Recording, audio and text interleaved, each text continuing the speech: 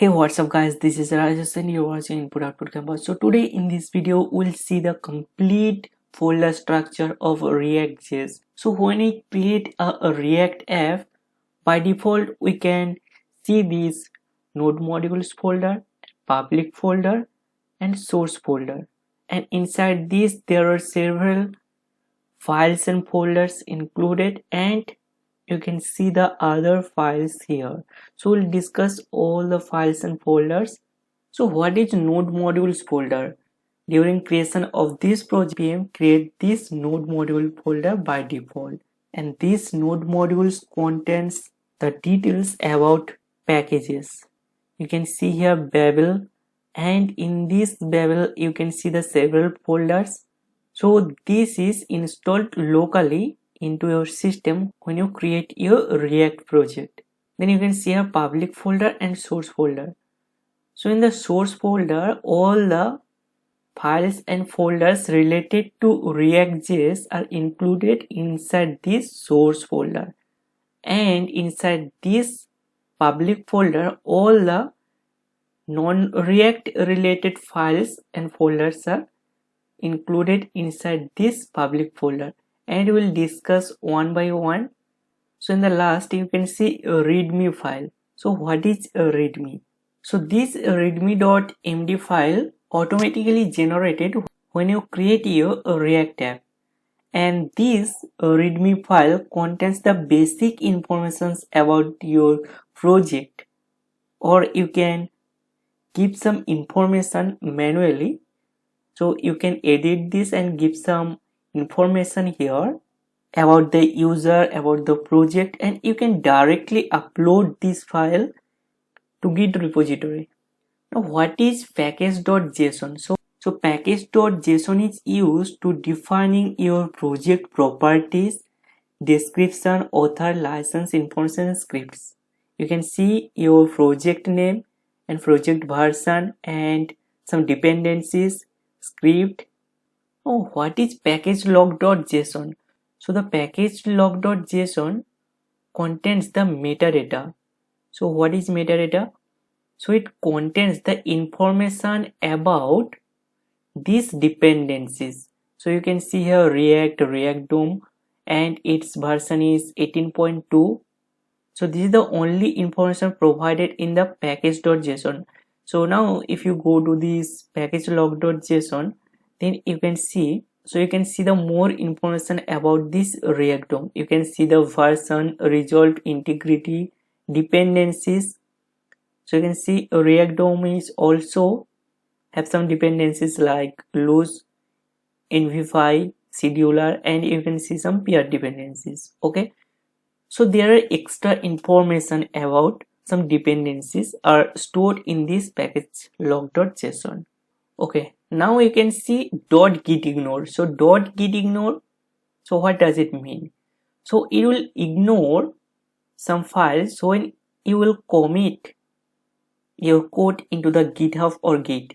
So you can see if you write some folders or files here, so it will ignore while you will commit your code. So these files will not uploaded to the remote repository. Like you can see here node modules. So you can see here this node modules folder will not be uploaded to the remote repository while will commit, as it is written in this gitignore. So inside this .gitignore, all these files and folders will be ignored while we'll upload this project to remote repository, and these files and folders will not be uploaded. This will be ignored. Okay, so hope you understand it. Now we'll go inside this source folder, and first you can see here app.css. So here we'll write the styles of app component. So now you can see here app.js. So what is app.js? So app.js, this is the main component of your React app. So this is the parent component or main component of your React app. Okay, so under this component we will write all the component. So this component represents your whole application. So if you go to the browser, you can see this is the interface. Now if we change this parent component, that is app.js, and you can see here, we'll remove this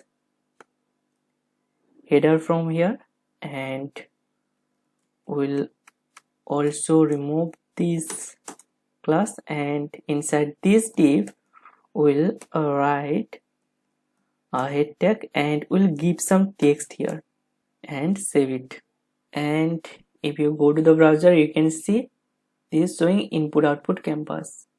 As this is the parent component, what we'll write here, it will directly show us to the web page, and inside this app component we'll write our child component here. Okay, now you can see here app.test.js. so inside this app.test.js we can write our unit test cases. So now you can see here index.css. so in this index.css, usually we define the global styles like the body styles of the web pages. Okay, now you can see here index.js. so in this index.js we mount or render our main component. So what is our main component? Our main component is app.js, and we'll mount or render this app component inside this index.js. so how it is rendered? So you can see here we have write const root equals to react dom.create root, and inside this we have write document.get element by id root.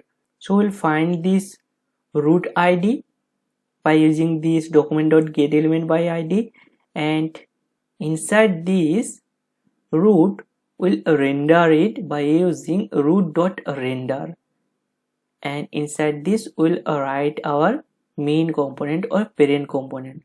So now you can ask, where is our root id? So root id is defined inside this public, and we'll see it after some time. Okay, now you can see here logo.svg. so this is nothing but a svg like png photo. This is svg photo. Okay, next there is a report web vitals.js. okay, this report web vitals.js is a library, is a tiny library for measuring the web vitals metrics on real users. That means this report web vitals is used for Chrome user experience report, page speed insight, search console speed report. And now you can see setup test.js. so we have app.test.js. so here we write the unit test cases for testing our apps, and in this setup test.js all the unit test cases setup files are started from here. Okay, now we'll see the public folder. So inside the public folder you can see the favicon.ico. so this is nothing but a favicon icon.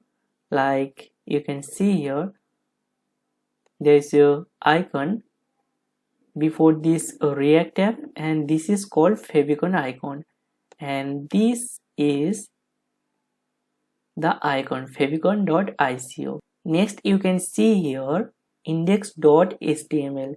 so this is a HTML file, and this index.html file you can see here in the body there is nothing but a div with id root, and with this root the app component or main component of React is rendered inside this div.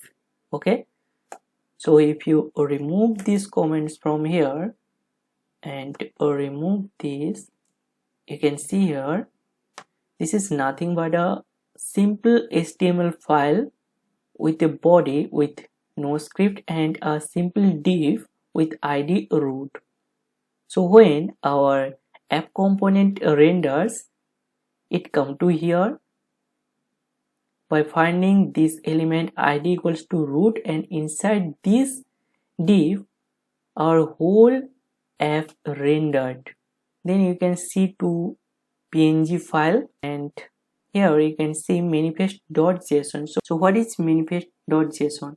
So it is called meta files. It stores small icons, displays, theme color, background color. Now the final file is robotics.txt. So robotics.txt file is necessary so when our app is live on the internet. So in this robotics.txt we write what files a web crawler should crawl and index it on the internet. We'll write that here which files should be crawled by the web scroller. Okay, so we have discussed all the files and folder structure of ReactJS. So now we can simply delete one by one files and folders which are not necessary for our project. Like we can delete this favicon icon and this logo manifest.json robotics.txt. So let's delete this, and in the public folder there will be only one file, that is index.html, and in the source folder now we don't need any style, so just delete this app.css, just delete this app.test.js, index.css, and then remove this logo, report web vitals, setup test, and git ignore. Okay, not git ignore, logo, report web vitals, and setup web test. Just delete this. Okay, now this is clean, and you can remove all these contents from readme.md, and you can give any message here, like I will give your input output campus. Okay, now you can see here 3 errors. So if we go to the browser, you can see here several errors are showing here. So how we can resolve this? So we can resolve this very easily. So first go to this app.js, and you can see here we have delete this logo and app.cs. So just remove this from here and save it, and you can see there is only 2 errors left. So just go to this index.js and remove the deleted files like index.css, just remove it, report web vitals, just remove it, and remove this from here, and now save it, and you can see all the errors has gone and the webpack has compiled successfully. And if we go to the browser, we can see the output without any errors. Okay, so now you can see how clean and clear our project is. So don't delete these node module files, because all the dependencies informations are stored here.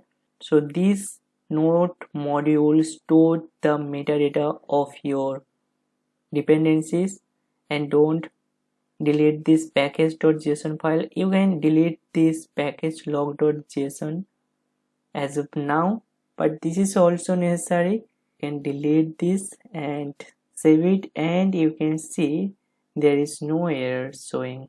Okay, you can also delete this readme file and .gitignore file as of now, but this is all necessary while you upload your project to remote repository.